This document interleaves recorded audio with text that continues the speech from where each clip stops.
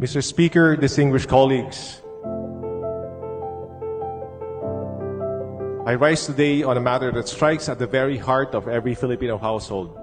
As we speak, the world watches with bated breath as the fires of war spread across the Middle East. The escalating tensions between the United States, Israel, and Iran have transformed the Strait of 𝗺𝗺𝗆 into one of the most volatile economic choke points on Earth. But while the missiles fall thousands of kilometers away, the economic shrapnels land here at our gas stations, in our wet markets, and inside the wallets of Filipino families. This is the cruel mathematics of globalization. A war abroad becomes inflation at home.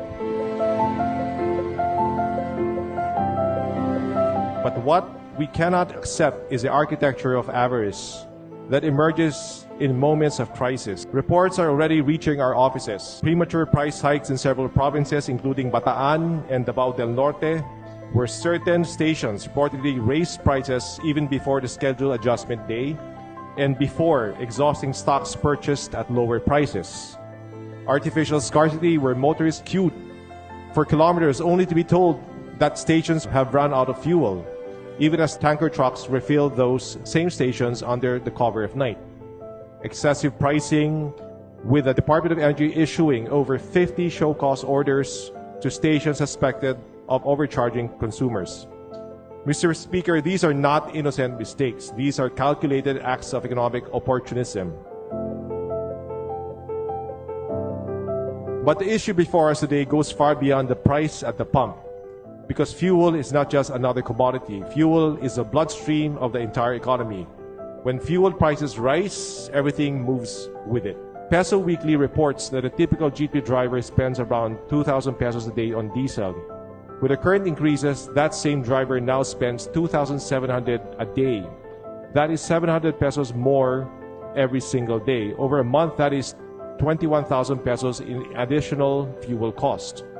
Mr. Speaker, 21,000 pesos is not a small number. That is the tuition of a child.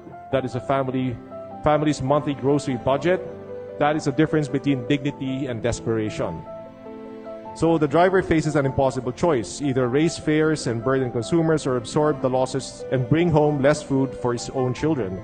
And the ripple spreads. Soon enough, the ripple reaches the wet market. Drivers feel the pain first at the pump. But weeks later, every Filipino family feels it at the dinner table. That, Mr. Speaker, is a brutal reality of second-round inflation. When fuel prices increase, the government itself automatically earns more revenue because VAT is applied to the higher price. So while households tighten their belts, the tax system quietly collects a larger share. This is not a flaw of arithmetic. It is a structural feature of the system, and it forces us to ask a difficult but necessary question. In moments of crisis, who carries the burden and who benefits from it? Mr. Speaker, if we are serious about protecting the Filipino people, then our response must go beyond short-term relief. I respectfully propose the following: fuel vouchers for agri-logistics. We must institutionalize targeted fuel subsidies, specifically for the food supply chain, to ensure that farmers and truckers do not pass 100% of their fuel hikes to the consumers. Expansion of the service contracting program. By paying operators per kilometer, the government can guarantee income for drivers while keeping libreng sakay available for commuters, effectively freezing the cost of transport for the public. Electricity relief for lifeline consumers. I call on the ERC to implement a no disconnection policy and mandatory installment plans for low-income households consuming below 100 kilowatt per hour. Amending the Biofuels Act, we must act for the flexible use of cheaper bioethanol to lower the price of gasoline at the source, reducing input costs for businesses and power generators. Suspension of excise tax. As requested by the President, Congress should give him emergency powers to suspend or lower excise tax on fuel. Lowering of VAT on gas and diesel. As explained earlier, VAT is borne by consumers. Therefore, it makes sense to lower or suspend VAT on fuel to complement any adjustment in the excise tax. Reduce long-term dependence on imported oil. The country should accelerate developing renewable energy sources and promote local oil exploration. But policy reform must be accompanied by oversight. I call upon the Philippine Competition Commission to examine whether simultaneous price hikes among oil retailers may indicate anti-competitive behavior or cartel-like coordination. Furthermore, we must learn from global best practices. South Korea has used temporary price stabilization measures during oil shocks. The G7 maintains strategic petroleum reserves to buffer supply disruptions. This is why I reiterate my support for a national strategic petroleum reserve, allowing the state to maintain a 90-day buffer stock capable of diluting extreme price hikes before they reach Filipino consumers.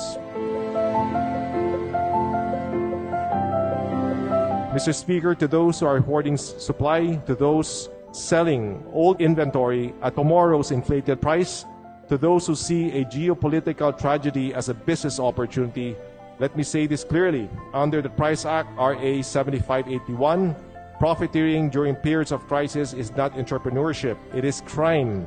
When you manipulate prices, you are not merely adjusting numbers, you are stealing the allowance or baon of a student. You are taking food away from the table of a family. You are squeezing the last remaining pesos from workers who are already struggling to make ends meet. Mr. Speaker, we cannot stop wars abroad. We cannot control the geopolitics of the Middle East. But what we can control is how we protect our people here at home.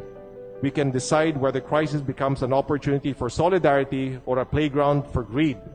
We can decide whether the burdens of inflation fall only on the poor or whether government steps in to balance the scales. Because in the end, the true measure of leadership is not how we govern during times of calm. It is how we stand beside the people when the storms arrive. Let us make it clear today that while the world may be burning beyond our shores, Filipino people will not be left alone to bear the cost. We will fight the war against greed, inflation, and exploitation right here in this chamber, in our policies, and in our unwavering defense of the Filipino consumer. Thank you, Mr. Speaker.